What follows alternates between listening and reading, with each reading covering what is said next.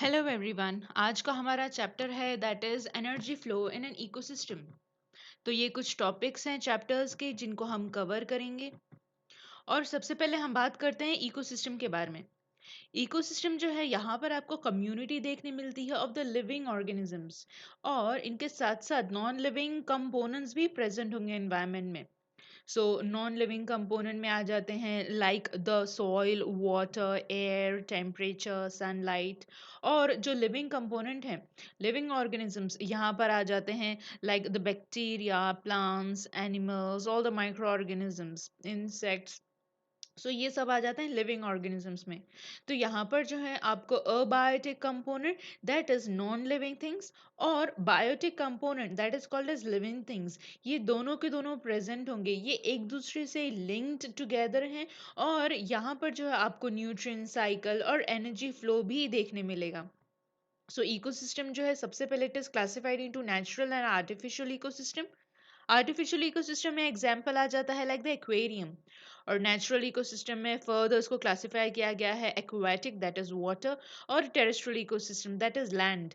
Terrestrial ecosystem जो है further उसको क्लासिफाई किया गया है ग्रासलैंड इकोसिस्टम में, डेजर्ट इकोसिस्टम में, और फॉरेस्ट इकोसिस्टम में। और एक्वाटिक इकोसिस्टम जो है उसको फर्दर क्लासिफाई कर दिया गया है into the fresh water ecosystem, marine water ecosystem. Further fresh water ecosystem जो है it has been classified into the lentic, जहाँ पर जो वाटर है स्टिल रहता है, ठहराव रहता है। So that is called as ponds and lakes. Next is यहाँ पर जो वाटर है it is free flowing, so that is called as lotic ecosystem where there is presence of the rivers, streams. Then comes a wetland that is marshes and swamp। अब बात करते हैं marine ecosystem के बारे में। यहाँ पर आ जाता है coastal areas, upwelling regions, and even the open oceans. So इस तरीके के इकोसिस्टम जो है वो प्रेजेंट है अर्थ में। सो यू कैन सी कि जो बायोटिक कंपोनेंट है दैट इज लिविंग, और अबायोटिक कंपोनेंट है दैट इज नॉन लिविंग, इनमें जो है आपको इंटरेक्शंस देखने मिलेगा। तो सबसे पहले जो है हम बात कर लेते हैं नॉन लिविंग कंपोनेंट के बारे में that is called as abiotic component. So यहाँ पर here there is presence of the water जो है it is very much essential for the plants as well as the animals which is present. So हर एक living organisms के लिए जो है water बहुत ही essential है। नेक्स्ट आता है बात अबाउट द सनलाइट। सनलाइट के ही वजह से फोटोसिंथेसिस देखने मिलता है इन द प्लांट्स, और जिसके वजह से जो फूड का सिंथेसिस जो है वो देखने मिलेगा। एंड दैट इज वाई जितने भी ऑर्गेनिजम्स है दे आर डायरेक्टली, या तो बोल लीजिए indirectly, they are dependent on the sunlight. So अब बात करते हैं सॉइल के बारे में। सॉइल जो है it is the one which is having high content of nutrient material, जिसके वजह से जो प्लांट है it is able to do the development and the growth. अब बात करते हैं एयर की, which is also one of the essential component which helps in the breathing. अब बात करते हैं टेम्परेचर की। टेम्परेचर के ही वजह से जो है एक तरीके का इक्विलिब्रियम मेंटेन रहता है बॉडी में। Now there is presence of the living organism जैसे plants, animals, fungi and the bacteria. Plants जो हैं they are the one who are making the food material. So बाकी के जितने भी animals हैं, फिर वो चाहे herbivorous animals हों, फिर वो चाहे carnivorous animals हों, they are dependent on the animal, they are dependent on the plants directly or indirectly. और जो भी animals है they are the one जिसकी वजह से here जो भी consumers हैं, you can say कुछ ऐसे animals हैं जो plants के ऊपर dependent हैं, कुछ ऐसे भी एनिमल्स हैं जो एनिमल्स के ऊपर डिपेंडेंट हैं like the tiger which is dependent on the deer. So यहाँ पर जो एनिमल्स है वे भी एक दूसरे के ऊपर डिपेंडेंट है। Next is the fungi. Fungi एक ऐसे ऑर्गेनिजम्स हैं जो कि डेड और डीकेइंग ऑर्गेनिजम्स के ऊपर फीड करते हैं। और लास्ट आ जाता है बैक्टीरिया जो कि एक तरीके के डिकम्पोजर्स हैं। डिकम्पोजर्स जो हैं जो भी ऑर्गेनिक कंटेंट प्रेजेंट होता है बॉडी में उसको फ्री फॉर्म ऑफ कंपाउंड में कन्वर्ट कर देते हैं। और अब ये जो फ्री फॉर्म ऑफ कंपाउंड्स है now it is present in the soil, और जिसकी वजह से सॉइल जो है now it is going to become more nutrients present in the soil, जो कि हेल्प करेगा for the plants to the growth and the development. So ecosystem जो है इसमें प्रेजेंट है अबायोटिक फैक्टर्स जैसे कि there is presence of the air, water, soil and sunlight, and the last is temperature. और बायोटिक फैक्टर्स में आ जाता है like the plants, animals and the decomposers. Plants जो है we call them these are producers, क्योंकि यही हैं जो कि फूड का फॉर्मेशन करते हैं। Next is the animals. There are multiple number of animals present, so उसको फर्दर क्लासीफाई किया गया है प्राइमरी कंज्यूमर्स में, सेकेंडरी कंज्यूमर्स में, और टर्शियरी कंज्यूमर्स में। प्राइमरी कंज्यूमर्स जो हैं they are dependent on the producers that are the plant, secondary consumers जो हैं they are dependent on the primary consumers, और लास्ट टर्शरी कंज्यूमर्स जो होते हैं they are dependent on the secondary consumers. और last में आ जाते हैं decomposers, they are the one जो कि चाहे डेड बॉडी प्लांट्स की हो चाहे डेड बॉडी एनिमल्स की हो, डीकम्पोजर्स जो है उन्हें डिस्ट्रॉय कर देते हैं, डीकम्पोज कर देते हैं, और फ्री फ्रॉम ऑफ न्यूट्रिएंट्स जो है now they make available to the soil. अब बात करते हैं एनर्जी फ्लो की। एनर्जी फ्लो जो है इकोसिस्टम में वो एक ही डायरेक्शन का फ्लो जो है नजर आएगा। So we all know that sun is the ultimate source of the energy. So sun जो है इट इज द वन जिसके वजह से जो प्लांट्स है they are able to do the photosynthesis and they are able to make the food. तो तभी इनको जो है वी कॉल देम प्रोड्यूसर्स। अब बाकी के जो एनिमल्स हैं they are the one who are dependent on the plants. जैसे कि अगर हम कैटरपिलर्स के बारे में बात करें, सो जो एनिमल्स प्लांट्स के ऊपर डिपेंडेंट है we call them these are herbivorous. So इन्हें हम कहेंगे these are called as primary consumers, क्योंकि ये सबसे पहले लिविंग ऑर्गेनिजम्स हैं जो प्लांट्स के ऊपर डिपेंडेंट हैं। सो ये जो है कैटरपिलर ये भी कंज्यूमर होगा, ये सेकेंड लेवल का कंज्यूमर है, सो हम बोलेंगे this is called as secondary consumer. और फिर तीसरे लेवल का कंज्यूमर है, so we call them this is tertiary consumer. So ये जो एनिमल्स हैं ये आ जाएंगे कंज्यूमर्स में। और फिर जो सेप्रोफाइट्स होते हैं they are the one who are dependent on dead and decaying the organism. So here उसमें आ जाते हैं लाइक द फंजाई। और लास्ट आ जाते हैं decomposers, those are the bacterias जो कि डेड बॉडी को जो है उनके ऑर्गेनिक कंटेंट को कन्वर्ट कर देते हैं फ्री फ्रॉम ऑफ न्यूट्रिएंट्स में which makes it available to the soil. So ecosystem में जो है आपको ये चीज़ें नजर आएंगी, सबसे पहले producers, then consumers, saprophytes and the last is the decomposers. So here also you can see कि जो भी एनर्जी का फ्लो है वो एक ही डायरेक्शन में फ्लो नजर आ रहा है। सो हियर जैसे कि हम ग्रास के बारे में बात करेंगे, ग्रास इज वन हु जो कि सन की एनर्जी को एंट्रैप कर देता है और फोटोसिंथेसिस द्वारा फूड को जो है फॉर्मेशन करता है। सो ग्रास के ऊपर डिपेंडेंट है ग्रास हॉपर, फ्रॉग जो it is dependent on grasshopper, python जो it is dependent on frog, और ईगल जो it is dependent on python. So इस तरीके जो है जो एनर्जी होगी from the sun now it will come to the grass and likewise it is going to go in these और kind of organisms. So जो grass है वो प्रोड्यूसर्स होते हैं, अब उनको कंज्यूम करने वाले जो सबसे पहले ऑर्गेनिज्म होगा that is primary consumer, then secondary, then tertiary and then quaternary. और जो ग्रास खाने वाले प्लांट्स खाने वाले ऑर्गेनिजम्स होते हैं we call them these are herbivorous. और जो फ्लैश ईटिंग एनिमल्स होते हैं we call them carnivorous. So ये जो ऑर्गेनिजम्स हैं ये सारे के सारे फ्रॉग से तो लेके python and eagle they are the one who are carnivorous organisms. अब बात करते हैं प्राइमरी कंज्यूमर्स की। ये हर्बीवोरस एनिमल्स होते हैं जो सिर्फ प्लांट्स को खाते हैं। So these are the organisms, these are the animals जो कि सिर्फ और सिर्फ प्लांट्स को खाते हैं। तो प्लांट्स जो हैं they are able to synthesise the own food material, इसलिए we call them these are autotroph, और इन्हें प्रोड्यूसर्स भी कहा जाता है। नेक्स्ट बात करते हैं सेकेंडरी कंज्यूमर्स की जो कि प्राइमरी कंज्यूमर्स को खाते हैं। सो ये फ्लैश ईटिंग है, that is why we call them these are carnivorous. तो ये कुछ एग्जांपल्स हैं जो कि फ्लैश ईटिंग ऑर्गेनिजम्स हैं, एनिमल्स हैं। तो ये जो है ये हर्बीवोरस एनिमल्स को खाते हैं एज अ फूड, ऐसे कंज्यूमर्स हैं ये।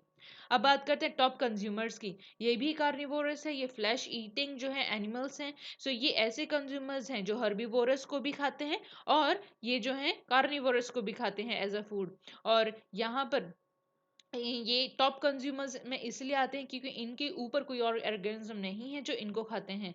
सो यहाँ पर एग्जांपल आ जाते हैं like the tigers and the lion.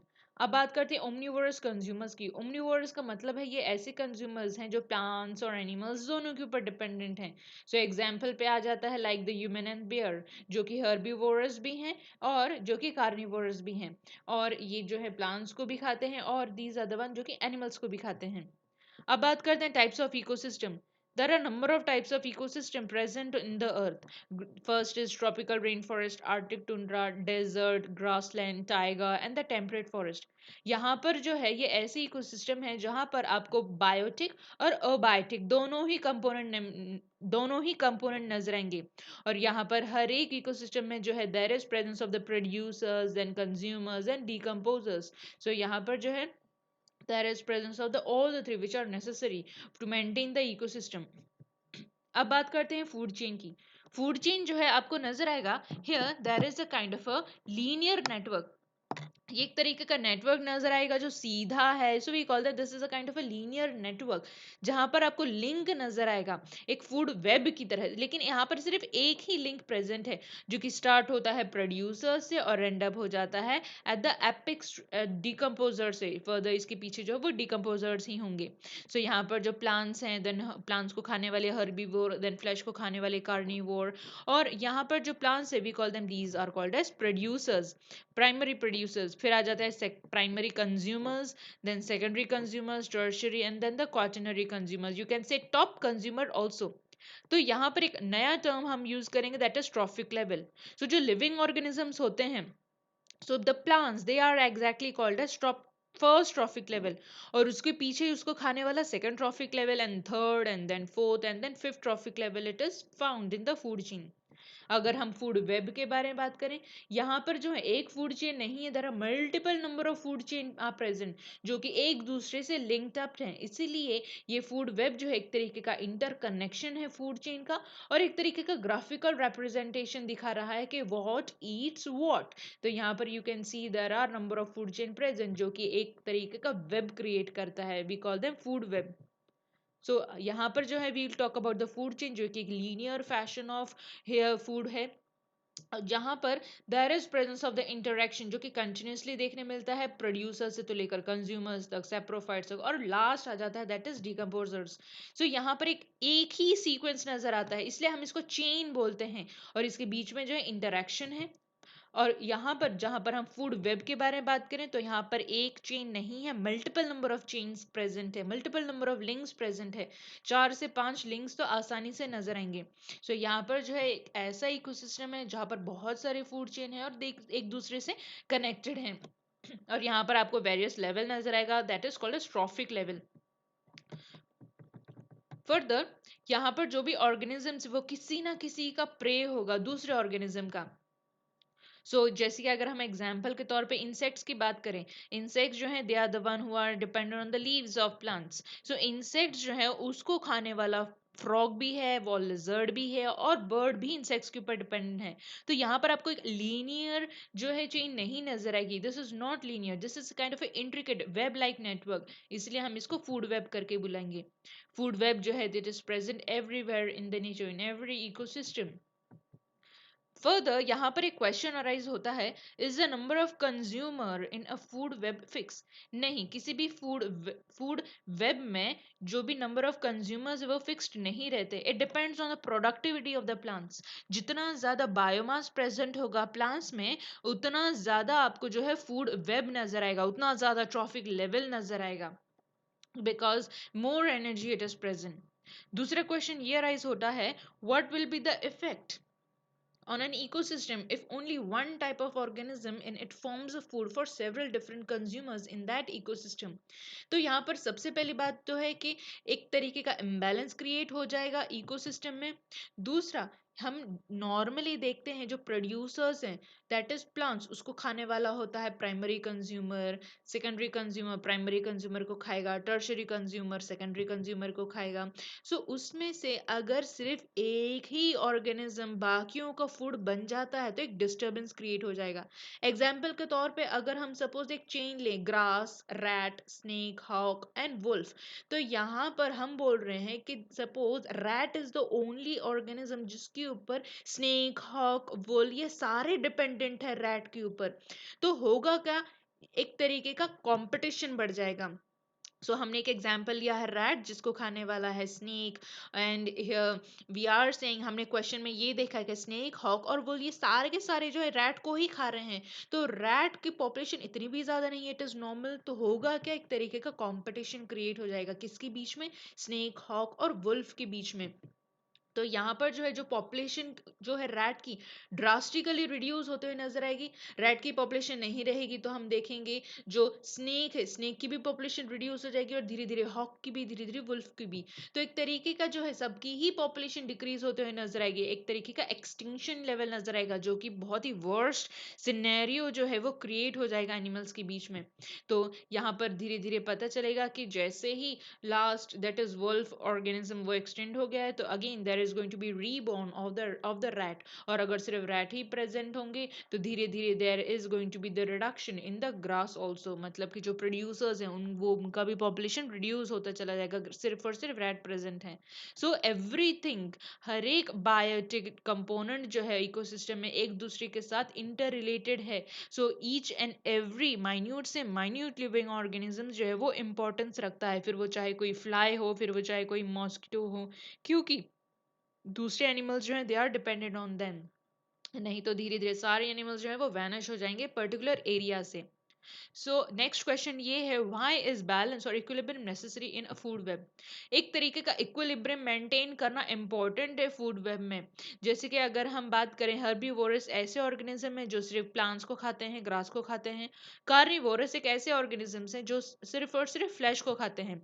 सो अगर लिविंग ऑर्गेनिज्म में हर्बीवोर जो है, suppose the living being become herbivore, तो जो भी प्लांट्स हैं वो धीरे धीरे वैनिश हो जाएंगे, खत्म हो जाएंगे। और अगर सारे लिविंग ऑर्गेनिज्म सिर्फ और सिर्फ कार्निवोर है, फ्लैश ईटिंग, तो सारे के सारे जितने भी हर्बीवोरस एनिमल्स हैं वो जो है वो एक्सटिंक्ट हो जाएंगे। तो इसीलिए इंपॉर्टेंट है कि एक तरीके का बैलेंस मेंटेन रखा जाए फूड चेन में। अब बात करते हैं एक साइंटिस्ट की, दैट इज लिनमैन। ये एक ऐसे साइंटिस्ट हैं जिन्होंने स्टडी किया था फूड चेन के ऊपर और एनर्जी फ्लो के ऊपर। अब हम नेक्स्ट वीडियो में पढ़ेंगे about the next topic and the next scientist. So here the video ends and thank you very much.